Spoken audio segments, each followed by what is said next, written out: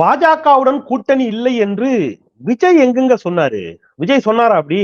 விஜய் சொல்லவே இல்லை என்று டாக்டர் தமிழிசை சவுந்தரராஜன் இன்றைக்கு ஒரு கருத்தை தெரிவித்திருக்கிறார். பாஜகவோடு கூட்டணி இல்லை அப்படின்னு நிர்மல் குமார் அஇஅதிமுக இருந்தவர், பாஜக இருந்தார், அஇஅதிமுக இருந்தார். அவர் யாருதான் இப்ப நம்ம விசாரிக்க போறோம். அதுக்கு ஒரு 11 பேர் கொண்ட குழுவை போட்டிருக்கோம். நிர்மல் குமார் யார் அப்படிங்கறத வந்து நம்ம பேச போறோம். அவர் கட்சியில இருக்க விஜய்க்கு தெரியுமான்னு கேக்குறீங்களா? அது விஜய்க்கே முதல்ல அவர் ஒரு கட்சியில அவரை சேர்த்து விட்டுருக்காங்க அப்படிங்கிறது தெரியுமாங்கிறது நம்ம கேட்கணும். அது புஷியானந்த் சேர்த்து விட்டுருக்குதான்னு நினைக்கிறேன். அதையும் நம்ம பேசணும். பாமக வந்து ஒரே குழப்பமா இருக்கு. பாமகவுக்குள்ள அப்பாவுக்கும் மகனுக்கும் ஒரே சண்டையா இருக்குது. இது எல்லாத்தையும் சேர்த்தா நம்ம திரு உமாபதி தோழர்களோடு இன்றைக்கு உரையாட இருக்கிறோம். வணக்கம் தோழர். சோ இந்த நிர்மல் குமார் அப்படிங்கிறவர் ஒன்னு சொன்னார், சிடிஆர் நிர்மல் குமார்ங்கிறவர். இல்ல பாஜகவோட கூட்டணி கிடையாதுன்னு. ஆனா டாக்டர் தமிழிசை சவுந்தரராஜன் அவர் யாருங்க அப்படின்னு கேட்டாங்க. இப்ப இதை எப்படி புரிஞ்சுக்கிறது? முதல்ல விஜய் பேசுவோம், அப்புறம் நம்ம பாமக பிரச்சனை பேசலாம்னு நினைக்கிறேன். இல்ல, அதாவது என்னன்னா, இப்ப விஜய் வந்து கட்சியில இருக்காரான்னு விஜய்க்கே தெரியாது அப்படின்ற மாதிரி ஒரு இதா இருக்கு. ஏன்னா ஒரு டைலாக், ஃபேமஸான டைலாக் இருக்கும். என்னன்னா, நான் ஒரு டைம் முடிவு பண்றேன், நான் சொல்றது நானே கேட்க மாட்டேன் அப்படின்ற மாதிரி. அந்த மாதிரிலாம் இருக்கும். அந்த மாதிரி யாரோ ஒருத்தர் சேர்த்திருக்காருன்னு நினைக்கிறேன். யாரோ ஒரு பாப்பா போன வாரம் வந்து, சின்ன பிள்ளை தான், அதை நம்ம சொல்லலாம், நம்ம வயசுக்கு அது பாப்பா சொல்லலாம், நம்ம சொந்தக்கார வீட்டு பிள்ளை மாதிரி தான் இருக்கு. அதே தான் காலேஜுக்கு போன பிள்ளை அடம் பிடிச்சி வீட்டில் ஏதாவது சண்டை போட்டு கட்சியை விட்டு விலகல் சொல்லி நம்ம இவர்கள் பூரா பிரேக்கிங் போட்டாங்க. ஆமா, பார்த்துருப்பீங்க. ஆனா அந்த பாப்பா யாருன்னு விஜய்க்கே தெரியாது. அதுதான் பெரிய பேட்டு.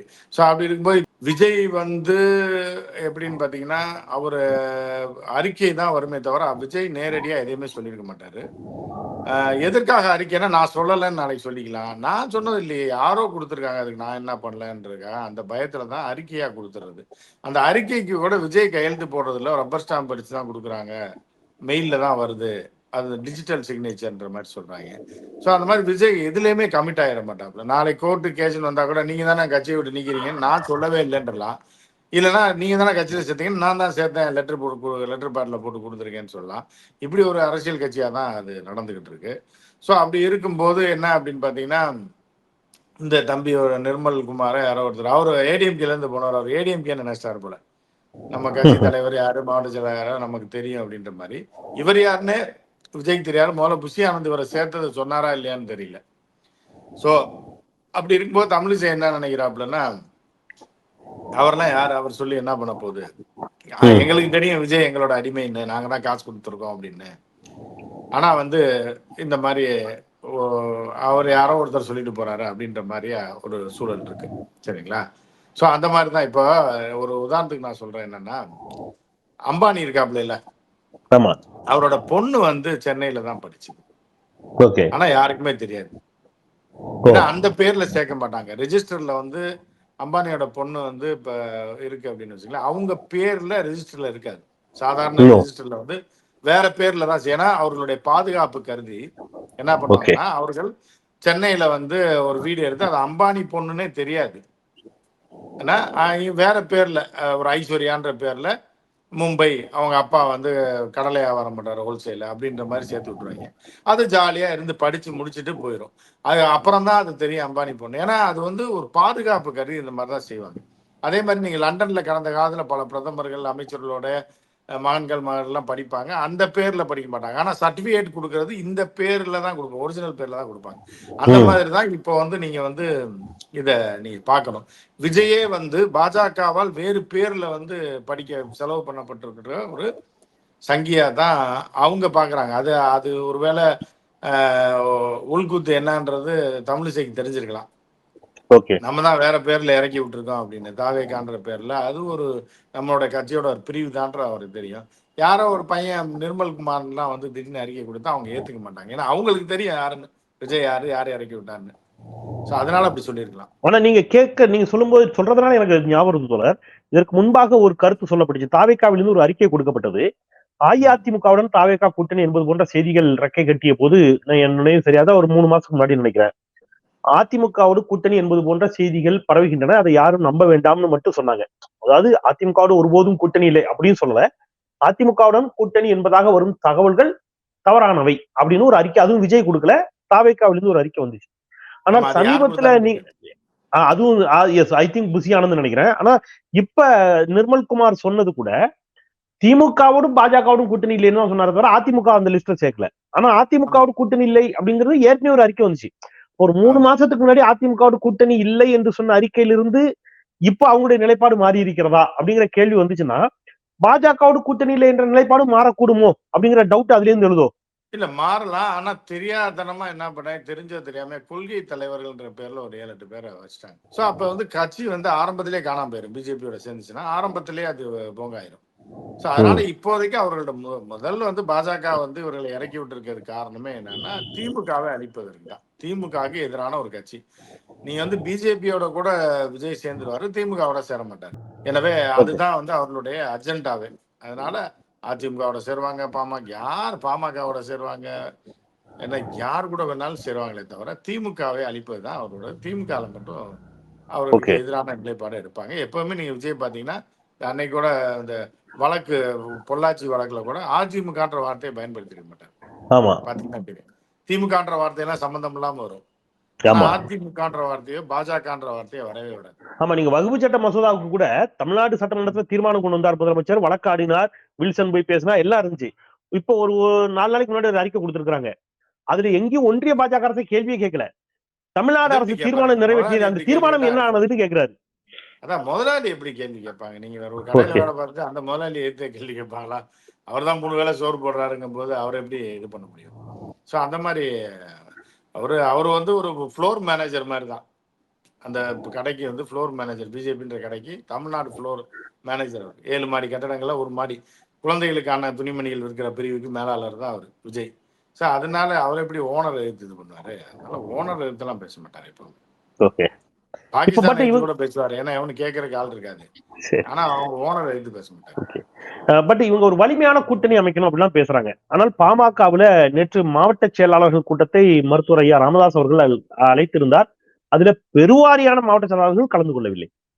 பட் அவர் என்ன சொல்றாரு, சிங்கத்தின் கால்கள் பழுதுபடவே இல்லை, பழுதுபட்டாலும் சீற்றம் குறையாது என்பது பழமொழி.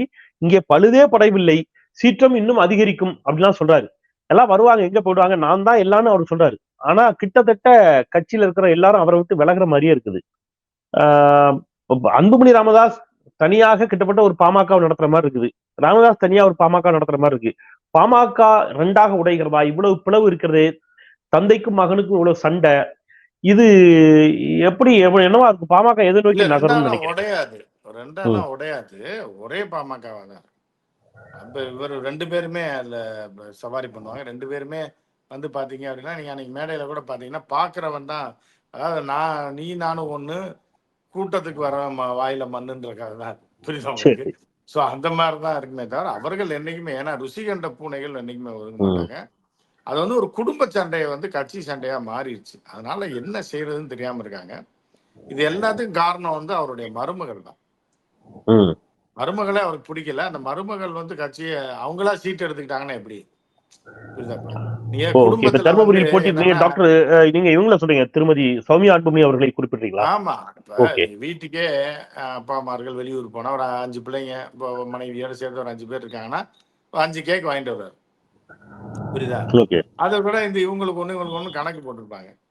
அதே ஒரு பிள்ளை 2 கேக் எடுத்துட்டுச்சுன்னா என்ன பண்ணுவாங்க? அதே அப்பா டென்ஷன் ஆகி 2 கொட்டு கூட்டதான் செய்வார். சோ அந்த மாதிரி சௌமியா வந்து நம்ம குடும்ப கட்சி தானே அப்படின்ட்டு அவரா அந்த சீட்டை எடுத்துக்கிட்டாருன்றாங்க. எம்பி சீட் வந்து அதுல இருந்தா பிரச்சனை வந்திருக்கு. ராமதாஸ் ஐயா வந்து எம்பி சீட் உங்களுக்கு கொடுக்கலையா? அவங்களாம் நான் நிக்கிறேன் போங்கன்னு சொல்லிட்டு வீட்டுக்கார்ட்ட லெட்டர் பேட்ல கையெழுத்த போடுங்க விரும்ப சொல்லி எழுதி கொண்டு போய் கலெக்டர்கிட்ட கொடுத்து நான் தான் வேட்பாளர் இருக்கேன். அதுலதான் ஐயா ரொம்ப டென்ஷன் ஆயிட்டாரு அப்படின்ட்டாங்க. அதுக்கப்புறம் அவங்க 2 பொண்ணுங்க இருக்காங்க, இவங்க 2 பேருக்கு எம்எல்ஏ சீட்டு கொடுக்கணும். நீங்க உங்க அப்பாட்ட எதுக்கு சொல்றீங்க? நீங்க தானே தலைவர், 2 பேருக்கு 2 சீட்டை கொடுங்க, எனக்கு எம்பி சீட்டு, நீங்க ஒரு எம்பி சீட் எடுத்துங்க அப்படின்ற மாதிரி பேசியிருக்காங்க. நீங்க ஏடிஎம் கிட்ட பேசி எம்பி சீட்டை வாங்கிருங்க, நான் இங்க நிக்கிறேன், எம்பி எலெக்ஷனுக்கு முன்னாடி நான் அங்க நின்னுக்கிறேன், நீங்க லெட்டர் பேட்ல கையெழுத்த போடுங்கன்னு சொல்லிட்டு போட்டு அதுக்கப்புறம் 2 பொண்ணு அன்புமணி ராமதாஸ்க்கு ராஜ்யசபா எம்பி, சௌமியா அவர்களுக்கு மக்களவை எம்பி சீட்டு, 2 பெண்கள் மகள்களுக்கும் எம்எல்ஏ சீட்டுங்கிற மாதிரி பேசுறாங்க. ஒரு பொண்ணுக்கு இந்த டைம் கொடுத்துருவோம், ஒரு பொண்ணுக்கு அப்புறம் பாத்துக்கலாம். ஓகே, பட் ஆக்சுவலி அவருடைய மகள் வழி பேரனுக்கு வந்து இளைஞரணி செயலாளர் கொடுத்ததான ஒரு பிரச்சனையாக சொல்லப்பட்டுச்சு. அது வந்து அதனாலதான் அவர் கடுப்பாய் என்ன பண்றாருன்னா, கட்சி உனைய தலைவராகினால நீ ஒரு மனைவி சொன்னதை கேட்டுக்கொண்டு லெட்டர் பேட்ல கையெழுத்து போட்டு கொடுத்துருக்க. யாரு வீட்டு லெட்டர் பேட் அது? நான்ல கையெழுத்து போடணும், அப்ப நான் உனக்கு பதிலா இன்னொருத்தரை போடுவேன் ஓகே. அப்படின்றதுலதான் அவரு வந்து அந்த தம்பியை போட்டிருக்காரு. சோ அவரு இப்போ ஒரு கடுமையான சொத்து உழைப்பா தகராறு மாதிரி இருந்திருக்காங்க. கட்சி பதவி தகராறு ஆயிடுச்சுங்கிறீங்க. சொத்து பிரிப்பதுல ஆ, பெண் ஆமா வாரிசுக்கும் ஆமா ஆண் வாரிசுக்கும் வர்ற சண்டை மாதிரி கட்சிக்குள்ள தகராறு ஆயிடுச்சுங்கிறீங்க. ஆமா. அவங்க என்ன நினைக்கிறாங்கன்னா, சௌமியா அன்புமணி வந்து எப்படியாவது தேசிய அரசியல்ல பூந்துருந்தா ஹிந்தி எல்லாம் படிச்சிருக்காங்க அவங்க. ஓகே. தமிழ்நாட்டுக்குள்ள வந்து இவர் இவரை எங்க கை வச்சா சாக்கு அடிக்கும்னு அவங்களுக்கு தெரியும், யார் ராமதாஸ் அவர்களுக்கு. அதனாலே வேணுனே தமிழ்நாட்டுல போய் தர்மபுரியில எவன் ஹிந்திக்காரன் அங்கே எவனுமே இல்லை. அங்கே மெட்ரோ வேலை கூட நடக்கல. அங்க போய் ஹிந்தியில பிரச்சாரம் பண்ணா எப்படி? எதுக்கு அப்படின்னா தன்னுடைய மாமனாரை கடுப்பேத்துறதுங்க.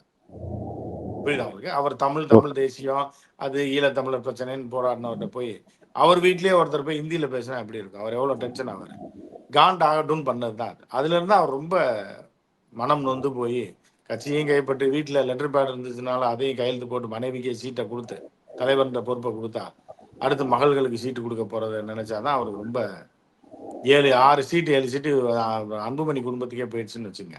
எம்எல்ஏ திடீர்னு 2 பொண்ணுங்க இருக்காங்க, அவங்களுக்கு கல்யாணம் ஆகும், அவங்க 2 மாப்பிள்ளைங்க இருப்பாங்க, அவங்களோட சம்பந்தி இருப்பாரு. இப்படி அவங்க குடும்பத்துக்குள்ள ஒரு 6-7 சீட்டை பிரிச்சு கொடுத்துட்டாங்கன்னு நமக்கு தெரியாம எப்படி கட்சியை நடத்த முடியும்? அதனாலதான் அவர் கோவப்படுறது. பட் கூட்டணியா வந்து பாமகவுடைய நிலைப்பாடு என்னவா இருக்கும்னு நினைக்கிறீங்க தோழர்? கூட்டணியாக பாமக வந்து அதிமுக பாஜக கூட்டணி இணைவதற்கான வாய்ப்பு இருக்கிறதா அல்லது தாவேகா பக்கம் போகும்னு ஒரு பேச்சு வந்துச்சு. இல்ல தாவேகா பக்கம் வந்து போறது கஷ்டம். ஏன்னா அன்புமணி போய் விஜய் வந்து அன்புமணி வீட்டுக்கு சத்தியமா போக மாட்டார். அதே ரோட்ல தான் இருக்கு. வாக்கிங் கூட வேற பக்கமா தான் போறாருன்னு கேள்விப்பட்டேன். அது போக மாட்டாப்ல. அப்புறம் ஐயா இருப்பாரா, தைலாபுரத்துக்கு போவாரா? விஜய் போக மாட்டாரு. விஜய் தேடிதான் ஐயா போகணும். அப்ப அது செட் ஆகும். நீ எடப்பாடியை தேடி கூட போயெல்லாம் டயர் நக்கி அது இதுன்னு வையெல்லாம், நாளைக்கு சேர்ந்துக்கலாம், ஒரே வீட்டுல போய் சாப்பிடலாம், அது வேற. புரியுதா? அது அவர் வயசு கூட முதலமைச்சரா இருந்தவர், நம்ம வைவோம், நாளைக்கு நம்ம எதையாவது கழட்டி அடிப்போம், அப்புறம் திருப்பி சேர்ந்துக்குவோன்ற மாதிரி சேர்ந்துக்கலாம். ஏன்னா அன்புமணி அவர்கள் நம்ம யாரையும் தப்பாலாம் பேசல. அன்புமணி அவர்கள் அவ்வளோ மோசமாக கீழ்த்தரமாக அவரை விமர்சிச்சாங்க. இருந்தாலும் அவங்க எல்லாம் போலையா, அது போயிருவாங்க. அது பழைய கட்சின்றதுனால செட்டப். ஆனா விஜய் வீட்டுக்கு போறதுன்றது பெருத்த அவமானம் ஆயிரும். அதனால அவங்க போக மாட்டாங்க. அதிமுக பாஜக கூட்டணி தான். ஆமா. அது இவருக்கு ராமதாஸுக்கு பிடிக்கலன்னா கூட வேணே மருமகளே ஹிந்தியில பேசும்போது எப்படி ஜீரணிச்சுக்கிட்டு இருக்காரோ அதே மாதிரி இருந்துருவார். ஓகே. ஏன்னா இன்னைக்கு டாக்டர் கிருஷ்ணசாமி ஒன்று சொல்லியிருக்காரு, திமுக வீழ்த்துவது மட்டும்தான் நோக்கம், எதிர் அணிகள் பிளவுபட்டு கிடக்கக்கூடாது, ஓர் அணியில சேரணும், எல்லோரும் ஒரு அணியில் சேர வேண்டும் என்று வருகின்ற பொழுதுதான் எல்லாரையும் வாங்கன்னு கூப்பிடுறாங்க. அதிமுக பாஜக மீதி இருக்கிற 2 அணியில முக்கியமானது வந்து தாவேகா விஜயோடதும் சீமானோட நாம் தமிழரும். நீங்களும் உள்ள வந்திருக்கீங்கிற அளவுக்கு நீங்க போயிட்டாங்க. அப்படின்னா அதை கேட்டா 67 அண்ணா அமைத்த கூட்டணி போலன்னு ஒரு வாதத்தை வைக்கிறாங்க. அதிமுக பாஜக பாமக தேமுதிக தாவேகா நாம் தமிழர் டாக்டர் கிருஷ்ணசாமி ஜான் பாண்டியன் தமிழ் மாநில காங்கிரஸ் இவங்க இப்படி எல்லாரையும் ஒரு அணியில சேர்க்கணும்னு நினைக்கிறாங்க. இது நடக்குமா? ஒன்று. ஆனா எல்லாரையும் சேர்த்தாலும் ஓபிஎஸ்க்கும் டிடிவிக்கும் இடம் இல்லைங்கிறாங்க. தமிழ் மாநில காங்கிரஸ்ல எல்லாம் அவர் டிரைவர் பிஏ போன் அட்டன் பண்றது 3 பேர் தான் கட்சியிலே இருக்காங்க. ஓகே. அவர் பழைய கதையில கூப்பிடுறாங்க, அப்பா பேருக்காக கூப்பிட்டு இருக்காங்க. ஒரு மரியாதைக்காக சபை நாகரிகம் ஒண்ணு இருக்குல்ல. கிருஷ்ணசாமி ஒரு காமெடி பீஸ். கிருஷ்ணசாமி ஜெயலலிதாவை நினைச்சாருனாலே நைட்டு ஃபுல்லா தூங்க மாட்டாரு. இன்னைக்கு நினைச்சாருனாலும் எனக்கு தெரியும், நான் அதை நேர்ல அனுபவிச்சேன், நேர்ல பார்த்தவன். எப்படி தூக்கிட்டு போனாங்க வீட்டுக்குள்ள போகுது கிருஷ்ணசாமிக்கு தெரியும். அப்புறம் அவர் திமுக எதுக்கு தானே செய்வாரு. புரியுதா உங்களுக்கு? அதெல்லாம் மறந்துட்டு இன்னைக்கு திமுக ஒழிக்கிறதுக்கு அவர் இறங்குறாரு. ஏன்னா திமுக இவர்களுக்கும் எப்படின்னா இவர்களுடைய அளவுகோல் என்னன்றது திமுகவுக்கு தெரியும். புரியுதா உங்களுக்கு? சோ இவர்களோட அளவுகோல் என்னன்னு தெரியறதுனால அவர்களுக்கு என்ன மரியாதை கொடுக்கணுமோ அதை தான் கொடுப்பாங்க. சரியா? சீட்டு விவகாரத்துல சும்மா ஒரு ஆளு, ஏன்னா கிருஷ்ணசாமிக்கு 2 சீட்டு கலைஞர் கொடுத்தாரு, 2லயும் அந்த ஆள் போய் நின்னாரு. புரியுதா உங்களுக்கு? அப்ப எவ்வளவு பதவி வெறி இருக்குன்னு பாத்துக்க. யாருக்கோ டிரைவர் கூட கொடுத்துருக்கலாம்ல, நமக்காக உழைக்கிறான், நம்ம உயிருக்கு பாதுகாப்பா இருக்கான்னு சொல்லி யாருக்கா ஒருத்தர் கொடுத்துருக்கலாம்ல 2 சீட்டு கொடுத்தத ஆளுநர்னா கூட. சரி, ஆபீஸ் பாய் அவன் இருந்தானா கூட அவன் கூட 10 வருஷம் 15 வருஷம் அவர் ஆஸ்பத்திரியில வேலை பார்க்கறன்னு கொடுத்துருக்கலாம். அவர் என்ன பண்ணிட்டாருன்னா 2 சீட்லயும் அவரே நின்னாரு. 2லயும் நின்று தோத்து போயிட்டாரு. ரைட்டா? அந்த அளவுக்கு வெறி பிடித்த அரசியல் பதவி வெறி பிடித்த ஒரு மனிதன். எஸ்பி வந்து தூக்குறதுக்கு வந்தப்போ இவரை எப்படி அங்க இருந்து கோயம்புத்தூர்ல கடத்திட்டு போனாங்கன்றது எங்களுக்கு தெரியும். சரியா? கொண்டு போய் மதுரை ஜெயில அடைச்சாங்கன்றது அதையெல்லாம் மறந்து விட்டு இன்னைக்கு வந்து திமுக ஒழிப்பேன் அப்படின்னு சொல்லி அவர் சொல்றாரு. அப்படிங்கும் போது கலைஞரும் ஜெயலலிதாவும் உயிரோடு இல்லாத இது மாதிரி இருக்கு. ஓகே. இப்போ அவரெல்லாம் ஒரு காமெடி இப்படியான ஒரு அணிக்கு வாய்ப்பு இருக்கா நிறைவா? அதாவது எல்லோரும் ஒரு நிலை விஜய் நாம் தமிழர் அப்படியான ஒரு சூழல் இருக்குதா? இல்ல தமிழ்நாடு அரசியல் களங்கிறது திமுக ஒரு அணி, அதிமுக பாஜக ஒரு அணி, தாவேகா ஒரு அணி, நாம் தமிழர் ஒரு அணி என்று 4 முனை போட்டியா? விஜய் சேர்க்க மாட்டாரு. சேர்க்க மாட்டாரு. ஏன்னா அவர் 4 முனை போட்டி தான். அவர் எப்படிங்க இவருக்கு அடங்கி போவாரு? அது வாய்ப்பு இல்ல. சீமான் அந்த அளவுக்கு தரந்தாழ்ந்த ஒரு மானம் கெட்ட மனிதன் கிடையாது. அப்படி நீங்க நினைச்சிடாதீங்க. பாவம், சீமான் அந்த அளவுக்கு மானம் கெட்ட மனிதன் கிடையாது. அப்ப விஜய் இறங்கி போய் சீமானை போய் பார்த்துருவாரா? பார்க்க மாட்டாரு. அன்புமணி ராமதாஸ் வீட்டுக்கு விஜய் போயிடுவாரா? போக மாட்டாரு. சரி, அன்புமணி ராமதாஸ் விஜய் வீட்டுக்கு போவாரா? போக மாட்டாரு. இப்படி பல்வேறு விஷயம் இருக்குல்ல. தன்னுடைய தந்தை வீட்டுக்கே போகாத அன்புமணி அவர்கள் விஜய் வீட்டுக்கு போயிடுவாரா? அவ்வளவு போயிட்டாரு, ரோசம் கெட்டு போயிட்டாருன்னு நம்ம நினைக்கிறதா? நீங்க சொல்லுகின்ற பொழுது மத்த எல்லா கட்சியும் ஓரளவு நானே யூகிக்கிறேன். தட் மீன்ஸ் எல்லாருமே அதை சொல்லிட்டோம். பாமக அதிமுக பாஜக கூட்டணமா இருக்கும், நாம் தமிழர் தனித்து போட்டியிடும், தாவேகா தனித்து போட்டியிடுங்கிற இடத்துக்கு நம்மளால நகர முடிகிறது. ஆனால் இன்னமும் ஒரு கொஸ்டின் மார்க்கா இருக்கிறது தேமுதிக. திமுகவோடும் பேச்சு நடத்துகிறது, அதிமுகவோடும் பேச்சு நடத்துகிறது அப்படிங்கிற ஒரு செய்தி வருகிறது. தேமுதிக ஒரு கணக்கு வியாபாரி பையனை கரையேற்றணுன்றக்கா அந்த அம்மா இறங்கியிருக்காங்க. ஆக்கி விட்டோம்னா ஒரு பொண்ணு என்ன பார்த்து கல்யாணம் பண்ணி ஒரு நல்லா செட்டில் பண்ணி விட்டுலாம், சொத்தை காப்பாத்துறதுக்கு அந்த அம்மா அந்த ஆங்கிள் தான் போயிட்டு இருக்காங்க. தாசில்தார் வேலை கிடைச்சா, ஒரு வாத்தியார் வேலை கிடைச்சா போதும், பையன் விளையாடி போயிட்டு அரசியல். ஆமா, அவங்க அப்பா விட்டுட்டு போனாரு அரசியல் கட்சி, அவரு மறந்து விட்டார். பிள்ளைங்களை கரையேற்றணும்ல, 2 ஆம்பளை பிள்ளைங்க இருக்கு, படத்தில் நடிக்க வச்சாங்க, ஓடல, இது பண்ணல, என்ன பண்றது, ஏதாவது ஒரு MP MLA ஆக்கி விட்டோம்னா அப்படியே பொழைச்சிக்குவாங்க பசங்க அப்படின்ற மாதிரியான ஒரு ஆசை தான் அது. ஏன்னா இப்ப விஜய்லாம் அந்த அம்மா பார்வை ஆங்கிள் இருந்து பார்த்தா என்னன்னா, நம்ம வீட்டுக்காரர் தான் விஜயை உருவாக்கி விட்டாரு, நம்ம பிள்ளைங்களை நம்ம தானே உருவாக்கி விடணும், வேற யாரு உருவாக்கி விடணும்? அவங்க ஏதோ படம்லாம் எடுத்தாங்க, கையில அருவாளை கொடுத்து பார்த்தாங்க, துப்பாக்கி கொடுத்து பார்த்தாங்க. விஜயகாந்த் அளவுக்கு ஒர்க் அவுட் ஆகல. விஜயகாந்த் அவர்களுக்கு அளவுக்குன்னு கூட இல்லை, அவரு ஒரு பெரிய மாமனிதன், அவரை நம்ம கம்பேரே பண்ண முடியாது. பிள்ளைகளை செட்டில் பண்றதுக்காக அந்த அம்மா ஏதாவது யாரையா கையில பிடிச்சி சொல்லுவாங்க இல்ல, யாரையா பிடிச்சி சேர்த்து விட்டுறான்டா காலேஜ்ல +2ல மட்டும் 1000 மார்க்கு ஏதாவது பார்த்து எடுத்துடுறா, ஒரு 80% மேல எடுத்துட்டீங்கன்னா யாராவது தெரிஞ்சவங்க காலேஜ் சேர்த்து விட்டுறேன். அந்த மாதிரிதான் அவங்க தரத்துக்கு அவங்க அந்த மாதிரி இருக்காங்க. MLA ஆகிட்டு ஏதோ நடத்தீங்கப்பா, அடுத்து நீங்க தான் பாத்துக்கணும், அம்மா கூட இருங்க, அம்மா என்ன பண்றேன்னு பாருங்க, ஒரு 10 வருஷம் ட்ரைனிங் எடுத்துட்டு. அதிகமான வாய்ப்பு அதிமுக கூட்டணிக்கு வாய்ப்பு இருக்கா, திமுக கூட்டணிக்கு வாய்ப்பு இருக்கா? திமுக மதிக்க மாட்டாங்கன்னு அந்த அம்மாவுக்கு தெரியும். ஓகே, திமுக என்னன்னா 1.5% ஓட்டுங்க, 1 லட்சம் ஓட்டுக்கு 1500 ஓட்டு விழுது, புரியுதா? அது ஒரு 1.5%. விஜயகாந்த் இறந்துட்டாருனால சில பேர் என்ன பண்ணாரு, விஜயகாந்த் இருக்கும் போதே இந்த இதுல பை எலெக்ஷன்ல அவங்க அதாவது அவங்க கட்சியை பொறுத்த அளவுக்கு ட்ரையல் எலி யாருன்னா அவங்க தம்பி தான். ட்ரையல் பார்க்கணும்னா தம்பியை நிறுத்திடும் அந்த அம்மா. தம்பி நல்லா இருந்தாலும் நாசமா போனாலும் நம்ம தானே சோறு போட்டு வளர்க்குறோன்ற ரேஞ்சில் அந்த மாதிரி இருக்கு. ஸோ இப்போ பையனை அந்த மாதிரி ட்ரையல் பண்ண முடியாதுன்றனால ஏதோ ஒன்று பண்ண, எவ்வளவு நாளைக்கு தான் தோத்துக்கிட்டே இருப்போம் அப்படின்னு சொல்லி இப்போ அந்த அம்மா யாரையா பிடிச்சி பையனை கரை சேர்க்கறதுக்காக அவங்க ட்ரை பண்றாங்க. இருந்தாலும் அவங்களும் அந்த பக்கம் தான் போவாங்கன்னு நினைக்கிறேன், ADMK பக்கம் தான் போவாங்க. ஏன்னா டிஎம்கே அந்த அளவுக்கு ரெஸ்பான்ஸ் கொடுக்க 2 சீட்டு தரேங்க, அந்த அம்மா 25 சீட்டு முதல்வர் துணை முதல்வர் பதவியும் கேட்கும், எப்படி அது செட் ஆகாது. அதே மாதிரி கிருஷ்ணசாமியும் கேட்பாரு, கிருஷ்ணசாமி சபாநாயகரோ இல்லை ஏதாவது கூட்டணி இதை கேட்பாரு, அவர் இங்கே சேர்க்க மாட்டாங்கன்றனால அவங்களோட போய் சேருவாரு. ஸோ இப்படி எல்லாமே அனாமத்த அட்ரஸ் இல்லாத டிக்கெட்டுகள் பூரா ஒன்னா சேர்ந்து ஆளுக்கு 500 ஓட்டு 300 ஓட்டு சுயேட்சையெல்லாம் இருப்பாங்கல்ல, மாநிலம் முழுவதும் இருக்க சுயேட்சைகளை சேர்த்த மாதிரி தான் இவர்கள கணக்கு.